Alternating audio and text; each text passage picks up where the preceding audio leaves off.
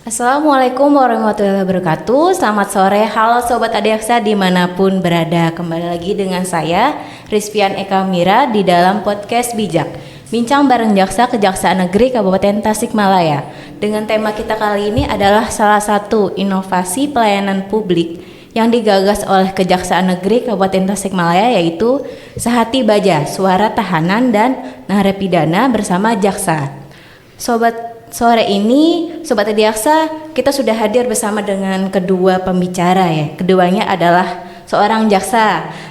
Yang pertama beliau adalah Pak Aksiana SHMH selaku Kepala Seksi Tindak Pidana Umum, dan yang kedua adalah Ibu Siti Halimatun SHMH selaku Jaksa Fungsional Kejaksaan Negeri Kabupaten Tasikmalaya. Sore Bapak dan Ibu, apa kabar? Sore. Selamat sore Sobat Adiaksa. Kita bahas kita ketemu lagi Pak.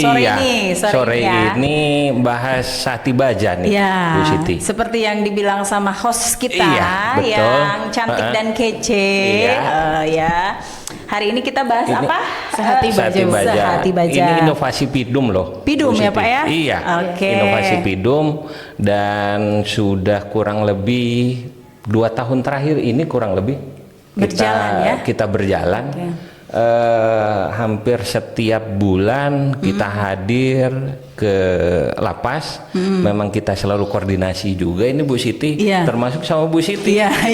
Betul, udah hadir terus loh. Betul sekali ini Sobat Adiaksa. Mungkin hari ini sesuai dengan yang di host tadi bilang bahwa di sini kita seru-seruan dalam rangka kita mau mempublikasikan apa sih program Sehati Baja, inovasi Sehati Baja yang ada di bidang tindak pidana umum, yang selama ini mungkin tidak semua orang tahu Pak ya. Oke. Gimana bincang kali ini kita? Ya Bu, saya mau nanya sih Bu tentang Sehati Baja itu apa sih gitu? Sehati Baja ya. Boleh Pak. Kurang lebih kita mendengar keluh kesah. Kita juga memenuhi hak-hak dari tahanan, apa saja yang belum mereka terpenuhi, terkait penahanan juga, berita acara penahanan. Apakah kalau sudah diputus, apakah sudah dieksekusi atau belum. Nah, itulah kita salah satunya bentuk koordinasi kita. Itu kurang lebih. Mungkin Bu Siti ada tambahan mungkin? Betul sekali apa yang dikatakan oleh Pak Kasipidum, bahwa fokus utama sebenarnya dari penanganan perkara ya Pak. Penanganan perkara secara cepat, terus kemudian transparan. Jadi memastikan bahwa penanganan perkara ini tidak adanya intervensi dari pihak luar. Tujuan lainnya yang akan berimbas nantinya bahwa di sini juga tidak hanya itu, yang tidak hanya penanganan perkara aja, tapi di situ ada bisa yang tadi bilang Pak Kasipidum bilang bahwa keluh kesah, dan mereka juga bisa bertanya secara langsung karena kita langsung datang. Jadi konsepnya adalah kita datang setiap 1 bulan sekali ya Pak ke lapas langsung, bertemu dengan para tahanan langsung, baik yang masih belum disidang, maupun yang sedang sidang, maupun yang sudah putus. Nah, jadi di situ nanti para tahanan itu boleh sharing, kemudian cerita apapun itu, atau bertanya juga. Kita juga ada sedikit tentang penyuluhan hukumnya, memasukkan tentang tema-tema hukum yang supaya mereka keluar itu tidak akan mengulangi tindak pidana yang akan mereka lakukan lagi. Terus kemudian selain itu juga tujuannya adalah ketika mereka keluar dari lapas itu mereka bisa bermanfaat bagi masyarakat. Jadi bagaimana membentuk karakter. Nah, gitu. Jadi kita membantu dalam artian di lapas juga sudah ada pembentukan seperti itu. Tapi kita di sini saling dukung, saling dorong dengan lapas. Jadi kita bersinergi. Jadi di sana juga ketika Sehati Baja juga tidak ada hanya kita aja dari kejaksaan, tapi dari pihak lapas mendampingi. Dan kita sama-sama bersinergi. Jadi tidak hanya sama para tahanan, tapi sama pihak lapas juga kita saling sharing ketika ada kendala-kendala yang mungkin berhubungan dengan administrasi perkara. Seperti itu. Itu poin-poinnya, tujuan dari Sehati Baja.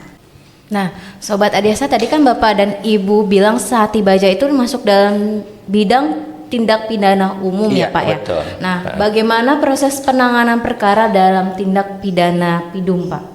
Tindak pidana PIDUM, ya. Awalnya kita kan terima perkara SPDP.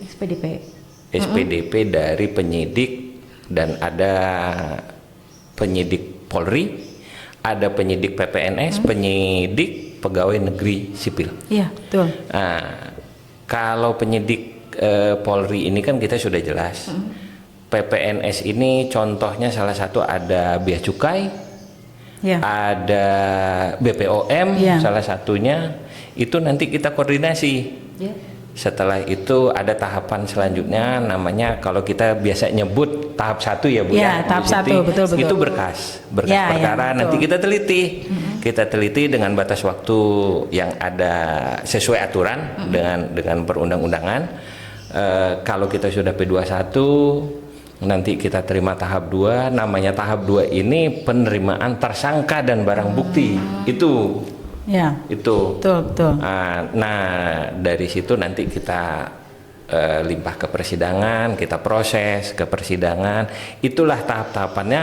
Nah, itulah yang kita bentuk koordinasi juga dengan lapas. Inilah ketika program, proses itu ya, ketika proses itu ada Sehati Baja, betul, hadir di situ gitu, betul, di situ ketika proses-proses tadi. Jadi gitu. Jadi ketika sudah mulai dilimpah ke kita ya Pak ya. Betul. Kemudian itulah Sehati Baja hadir di situ. Sampai dengan eksekusi ya Pak. Setelah persidangan kemudian eksekusi. Dan itu menyangkut, kalau kita mau tarik ke atas, bahwa itu menyangkut dengan kewenangan kita dalam Undang-Undang Kejaksaan sendiri itu dalam bidang pidana, bahwa kita itu melakukan penuntutan. Nah, jadi sesuai dengan Undang-Undang Kejaksaan melakukan penuntutan ya. Dengan kewenangan di situ, jadi di penuntutan itu kemudian kita melakukan persidangan dengan lika-liku persidangan yang banyak sekali. Macam ragamnya. Itu pengalaman-pengalamannya berbeda-beda ya Pak. Mungkin kan seperti saya, seperti Pak Kasipidum itu berbeda tempat ya Pak ya. Nah, Pak Kasipidum sidang di berbagai daerah. Sebelum di sini Bapak kan kemana gitu ya, di mana, dan berbeda daerah itu unik-unik. Benar. Tiap-tiap daerah unik, perkaranya juga unik-unik.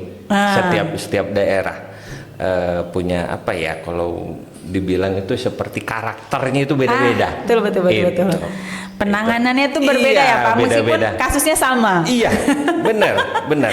Betul. Seru, nanti kita kapan-kapan aja, nanti kita aja mau ke persidangan. Lihat sidang belum pernah ya? Belum pernah ya? Saya agak bingung gitu kalau nanya. Gimana gitu? Seru. Apalagi kalau di pas saksi ya Pak ya. Jadi selain ada pengetahuan juga memang di situ ada proses yang kita paham, seperti ini, karena kadang-kadang di persidangan itu tidak seperti apa yang kita kira. Kadang-kadang berbeda dengan apa yang di dalam berkas, belum tentu sama. Betul. Ya Pak ya. Di persidangan seperti itu. Benar. Banyak ininya. Jadi bolehlah kapan-kapan ikut. Oke.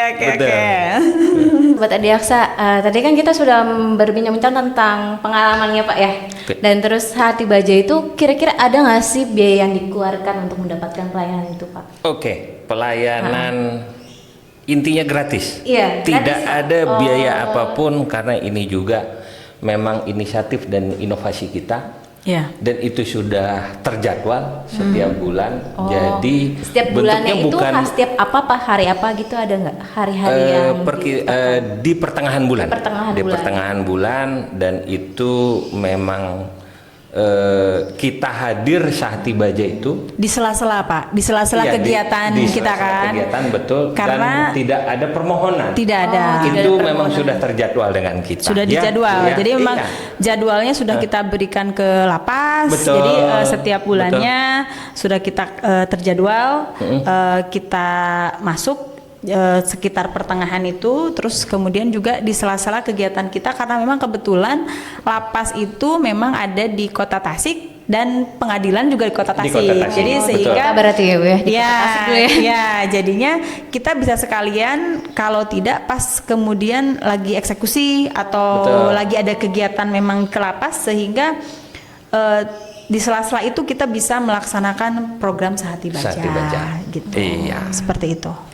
Nah, Sobat Adisa, kita sudah sama-sama nih mendengarkan tentang program Sehati Baja ya Pak ya, dan tujuan dari program tersebut serta jadwalnya. Untuk penutup podcast kita kali ini Pak, adakah informasi lain yang dapat disampaikan ke Sobat Adiaksa?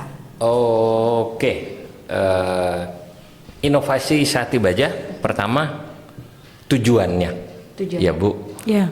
Sobat Adiaksa, untuk memastikan penanganan perkara ini bersih dari KKN.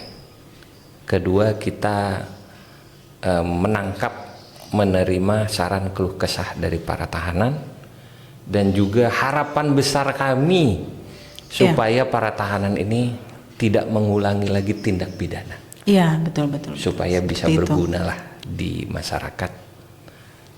Ketika sudah keluar nantinya. dari lapas lah, Ya, tahanan, sehingga Ya. mereka bisa survive, ya Pak Betul, ya, bisa betul. survive tanpa mengulangi lagi tindak pidana mengulang Iya. lagi, begitu Betul. ya. Seperti Kurang itu. lebih ya, Seperti seperti itu, itu Pak, ya. Ya, seperti itu. Iya.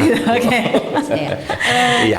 Sobat Adiaksa, kita sudah berbincang nih tentang pelayanan Sehati Baja. Jangan lupa untuk like, comment, share, dan follow akun media sosial Kejaksaan Negeri Kabupaten Tasikmalaya di Instagram, YouTube, Twitter, Facebook, dan TikTok. Saksikan podcast kita selanjutnya dengan pembahasan menarik lainnya. Terima kasih atas Salam Sehati Oke, Baja. ini kita mau ini ya, rame-rame kita salam Sehati Baja. Salam Oke, Sehati Baja. oke. Ayo Iya. Pak, kita bareng ya. Iya. Oke ya, Satu, 1, 2, dua, 3. Salam Salam Sehati Sehati Baja. Baja.